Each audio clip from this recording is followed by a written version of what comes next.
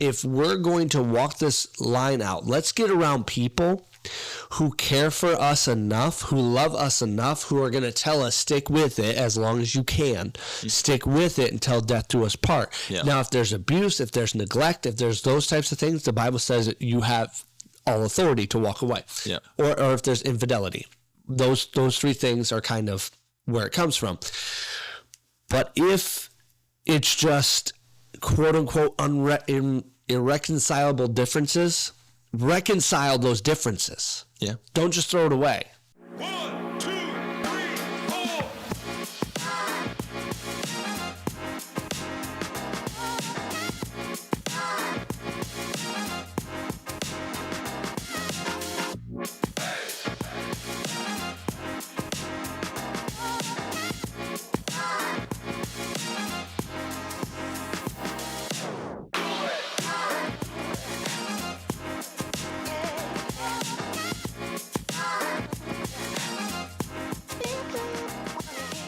Welcome to the Busy Brothers podcast, where we are finding balance in the busy. My name is Sean, my brother Derek. We're both busy, and we're both ready for what God has for us. What episode is this? I didn't even put the number. 26 and potentially 27.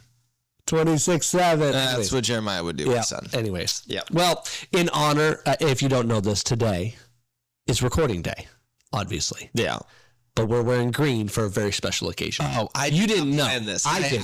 I got the whole get up. I grabbed this because it was the thickest long sleeve that I had that was not a sweatshirt. Well, I wore this out of pure forethought that today is Thursday, March 9th. No, April 9th. April 9th. Gosh, it's April 9th. Yeah, it's not March 9th. April Fool's. The first day of the Masters tournament. A tradition unlike any other. You have no idea. No. You have zero clue. You can't even name 5 golfers that are playing in the tournament. Rory McIlroy. Yes.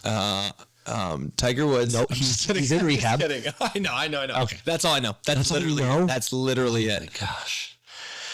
I know cultured. nothing. You need to get cultured. I'm cultured in the BIBLE. Wow. Okay. Yep. You're super spiritual. No, I know how that guy. Anyways. My name's Derek. I spell it MOSES.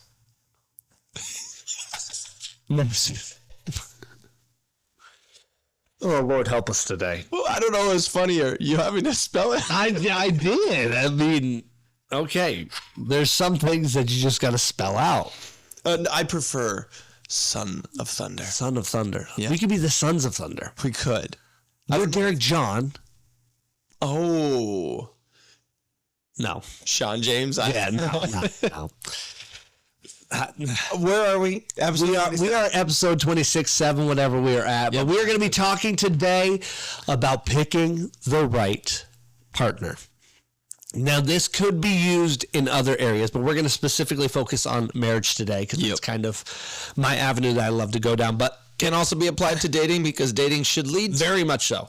And I tell this to the youth every single time. And they say, well, I'm dating who? And I ask them this every single time. What's the purpose of dating? Yeah. If they cannot answer it, stop dating. Yeah. But the purpose of dating, well, yeah, dating leads to marriage, leads to, yeah. Yeah, that. Anyways, but the purpose of dating is marriage. Yeah. And if you don't see yourself marrying them or you're not walking towards that actively, just cut it off. It doesn't need to take time, but we need to get this out to say who you choose determines where you go. Who you choose determines where you go. Mm-hmm. One of the second biggest decision of your life is going to be who you married. It's not your job. It's not your income. It's not where you live.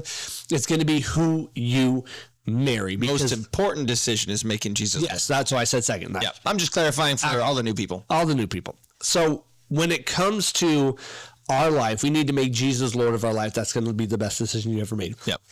The second most crucial decision that you're going to have to make is who you marry. Yeah. I said it wrong. I did. Just stop.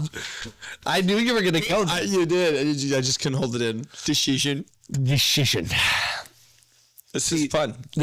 We should do a Sunday morning together like this. Oh, on stage? We would banter. Oh my gosh. It would be, yeah. We'd go from 250 to, or 300. We'd go to 300 to whatever. Yeah. I mean, it may go to 450. We don't know. We should just do a comedy bar. No, By far. I've tried that before. It didn't work out as planned. Anyways, Need to work on your material. and you need to work on your love and your grace and your kindness. Oh, I love you. But Amos 3:3 says this: can two people walk together without agreeing on the direction? Come on. A lot of times what happens in marriages is typically what you'll see, not typically, I'll say this, there's different scenarios, but the best scenario for your marriage is whenever husband and wife walk together in unity, going towards a singular focus. For sure. Or at least where they're both going towards their directions, but it's in the same direction, meaning one person can be chasing this, one person can be chasing this, but it's headed in the same direction. It doesn't mean that you and your spouse have to do everything in one vein. Like, it doesn't mean that you're like Bridget and me have to do the same thing in pastoring in the same way. Yeah. She could be in this lane, I could be in this lane, but as long as we're pursuing God together. Or another thing that happens is who you marry will then want to go a different way.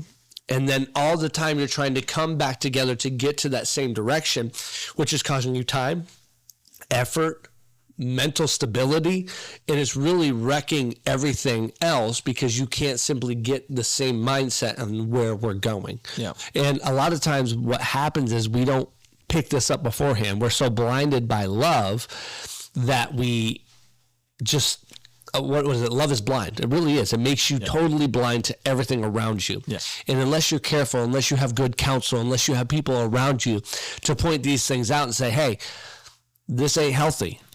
Hey, you, oh, that was nice. Anyways, Came from the deep. The deep. Sorry. Getting good.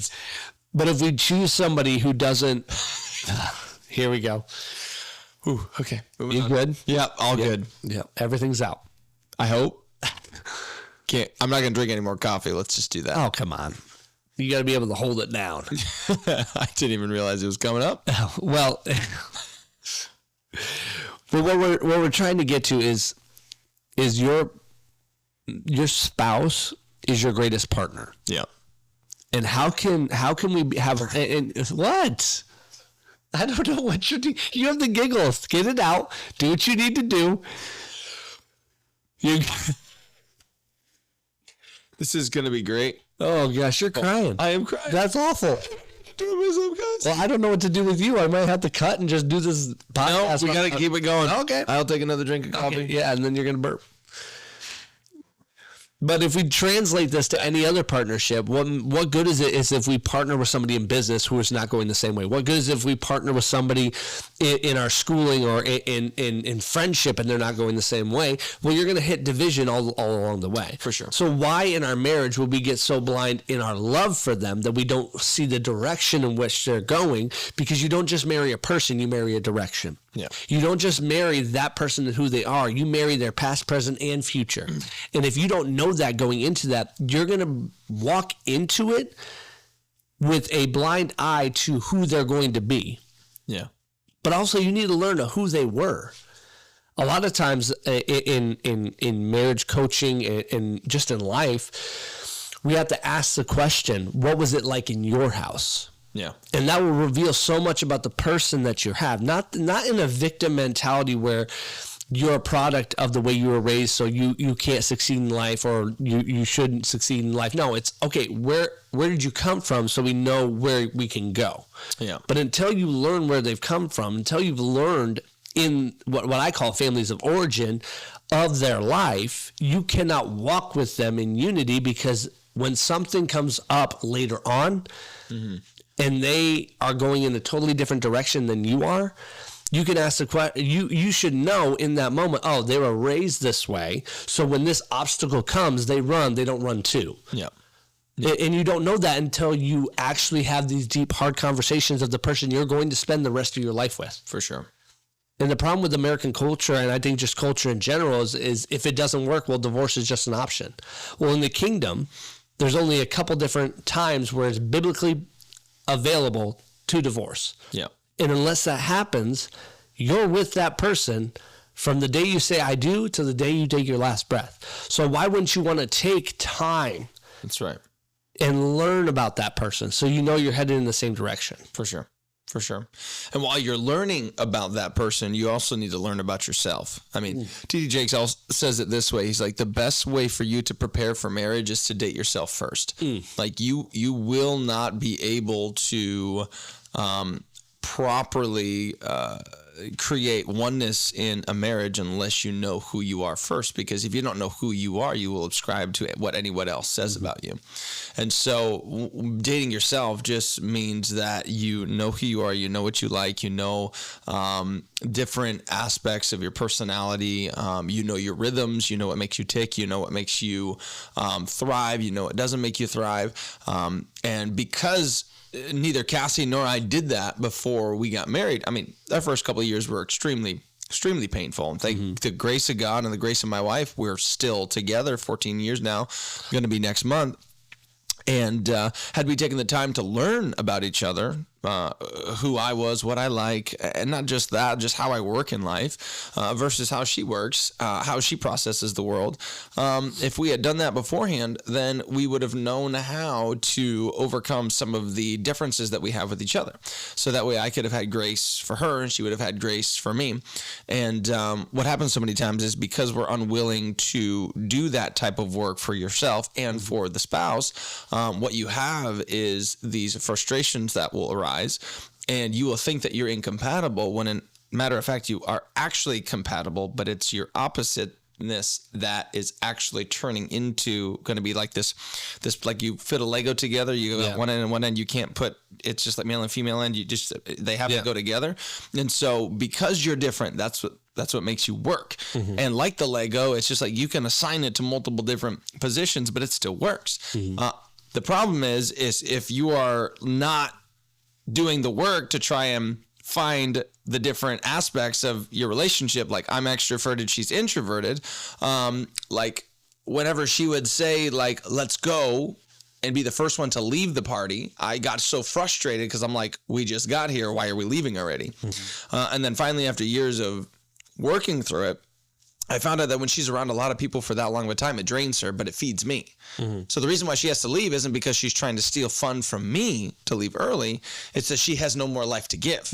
And so because we didn't learn that until years into our marriage, there was a lot of frustration that built up because we didn't know each other. And so just because I thought she was a different direction than I was, doesn't mean that we were incompatible. And so doing that work behind the scenes, don't know if it has anything to do with your point. No, you're good. But it does, because you can look at somebody and the opposition that drew you to them in dating can be the bitterness that is causing strife between you after marriage. But you have to look at it from the lens of, no, they're complimenting me. For sure. They're coming alongside me. And if we step into our area of what we're supposed to be, then we're going to be more fruitful than if we just do it my way. 100%. And it's hard because we as human beings are selfish. We are 100% selfish. We want what we want, and that's what we want. And a lot of times when it comes to marriage, if you have a certain direction for your life and you're extremely selfish, you're not going to allow the other person to come alongside you. You're going to be in front of them, hoping they follow you. And we're not meant to do that. We're meant to walk side by side in the same direction. Now, does the male in Scripture and in life, is he supposed to be the leader of the home? Yes, but a leader does not usurp authority over the followers. It protects, it provides, it points in the direction, but they all go together. The Bible says this, the rulers of this day lord it over their people, but in the kingdom, it will not be this way. In the kingdom, the first shall be last and the last shall be first. Meaning that the leader will point out the least of these and say, come to the front of the line. And those who are prideful and those who are arrogant, you're going to go to the back of the line. So in the kingdom, it's totally different when it comes to leading, when it comes to being the leader of your home. And this is totally off, but it means I'm going to prefer the personhood of my wife and children over myself. So it's almost like you're leading, but you're pushing them ahead of you. For sure. And saying, whatever you desire, whatever you need, I'm here to serve you. Absolutely. And if we and I'll just speak to the female today that's leading right now, there's grace for you. because maybe your husband isn't leading in the way that he's supposed to, or isn't even in the word like he's supposed to, isn't even saved. I want to tell you this, that whether it happened after, whether you got saved after you were married or you went into marriage knowing that this was going to be a thing, stick with it. The Bible it says that if a wife can remain in a marriage where there's no abuse, it's just where the husband is not believing. Yeah. By her actions as a godly spouse, she will be able to win over her husband. Yeah. But if we marry this person, they don't have the same direction, we just say, what good is it? We'll just call it quits. That's not what we're supposed to be doing. Yeah. We're supposed to be walking together in unity together. But if it's in disunity, don't throw it away. Yeah. Stick with it and watch God work through it. Because in Proverbs 13:20, it says this: walk with the wise and you become wise. Associate with fools and you get in trouble.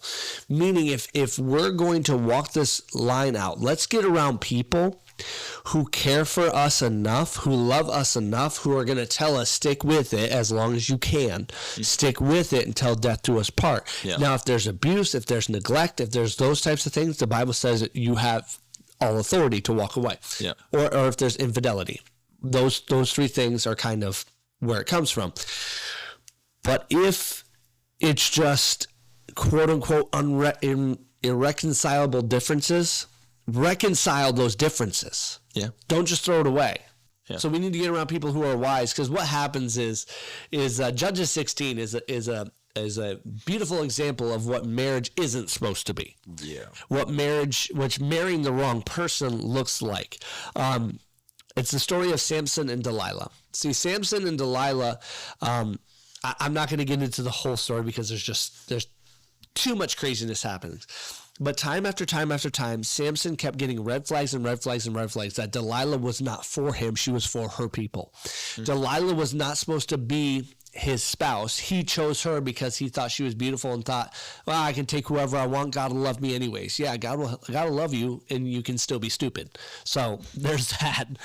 True. So, I mean, it's true. So Samson takes Delilah, and Delilah is manipulative, deceitful, and going a totally different direction than Samson's supposed to go.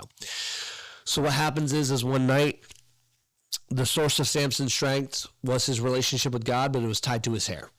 Yeah. And once he revealed, you know what, I'm strong because my hair is long.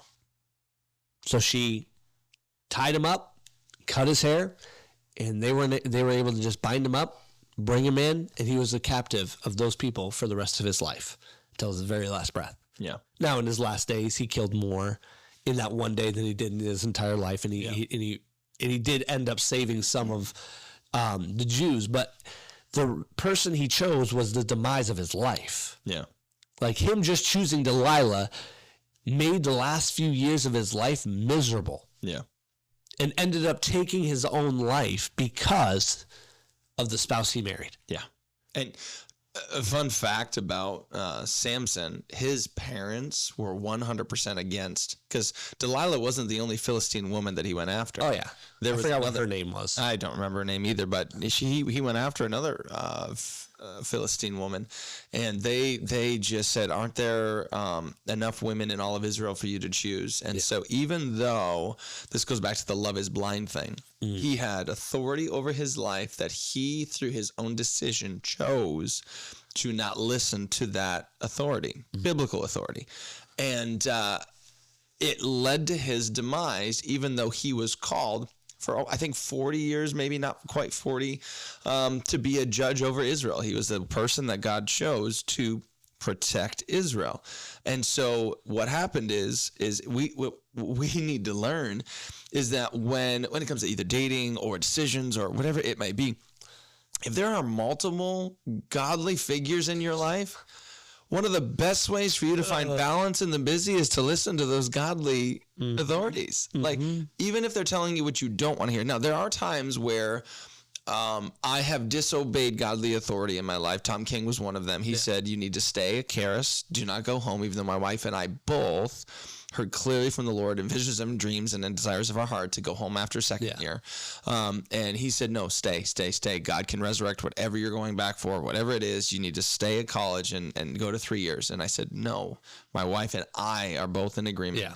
We're staying. So that was like the one time I can remember blatantly. But that's after marriage. Yeah, for sure. This was before even marriage. He wasn't listening to people. Now, if I had 3 or 4 other people tell me I needed to stay, then we would have put some more thought into it. But this was clear for Cassie and I about many different witnesses that we had got personally, privately, that we came together. And so when it comes to making decisions or big moves or anything like that, listen to the people that God places around you, because they will save you from you killing yourself, basically, with your own decisions. Yeah.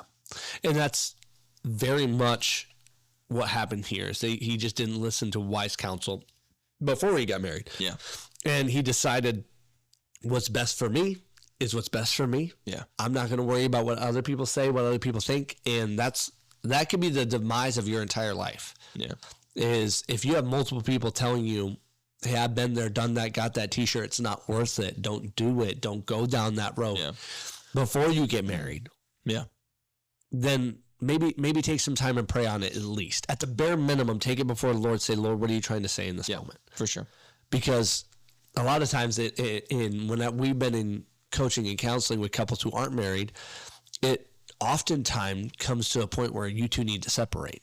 Because if they're coming to us before they're even married with problems, 90% of the time I'll say it's not just problems in their relationship, it's problems with each individual that they need to get conquered and they need to get healed. They need to at least be on the road to healing before they can come together. Because I've said it this way, 2 unhealthy people can't make a healthy relationship. That's so true. Maybe one healthy and one unhealthy can help and can do it. Yeah. But the best way to walk into marriage, the best way to walk into your relationship for life is to be healthy. Yeah. Is to walk into it knowing, like, I know you, you know me, we're going to do this together, and we know the direction we're going to, which is kind of like Priscilla and Aquila from Acts 18, one of the power couples in the Bible. Priscilla and Aquila, oh my gosh, we don't hear a whole lot about them, but the things that we see, Priscilla and Aquila, they built tents together. Business. They did business together. They ministered together. Yep. They had a church. And then they ministered to Paul the more excellent ways of Christ. Mm-hmm. Correct. It was not Paul. It was a different guy. Oh, I thought it was Paul. His name? Oh, Silas. No, it was Paul's helper. What was the other one? It was a guy that wanted to go to Ephesus, but I can't remember his name. It was Paul's other helper. Was it Barnabas? It wasn't any of those. It was a separate guy's name that we don't see other than in that one section. Anyways, so they would build a business together. They worked in ministry together. They discipled others together. And they were a power couple that we don't even know the impact that they have on the entire Bible. We may not know that. We may not know the time that they had with Paul building tents that changed him and shaped him to be the minister that he was, the apostle that he was. So we see right in this dichotomy of 2 different stories that there's a huge gap in who they chose, and there's a huge gap in the results that they got. So I want to encourage you, the right partner doesn't just support your life. They strengthen your assignment. Amen. They don't just support you, they strengthen. And your life should strengthen their assignment. Absolutely. Before Cassie and I got married, she knew I was called to be a preacher. Actually, she was the one who pushed me into finally making the decision. Same with me. Yeah, 100%. And I also knew that she had it in her heart to be a stay-at-home mom. So from the get-go, I already knew she wanted to be a stay-at-home mom. Mm-hmm. And so we had that clarity. We already had that peace that I'm going to be the breadwinner, just like my family was, just like her family was. And so we just knew that going into it. So our visions collided together to where what I needed to do, she supported me, and what she wanted to do, I supported her. But we knew that beforehand. We knew how many kids that we wanted. We wanted 5 from the beginning. And when we had 1, then we were like, I'm good with 2. Yeah. We're good. But then we end up with 5 anyway. And so it's just like all of those little things, like we knew how we wanted to discipline the kids before we had kids, like all of these things pair. Yeah. That doesn't mean we do it in the middle of it. Yeah. You're going to always adjust as you go, but the difference when it makes the best life together is pre-pairing. Thank you so much for watching. There's so much packed in that episode. We're going to split this into a 2-part series again. So we want to encourage you, come back soon for the second part of this episode so we can learn how to pick the correct spouse and how to walk with them throughout marriage. I love you all. I'll see you next time on the Busy Brothers Podcast.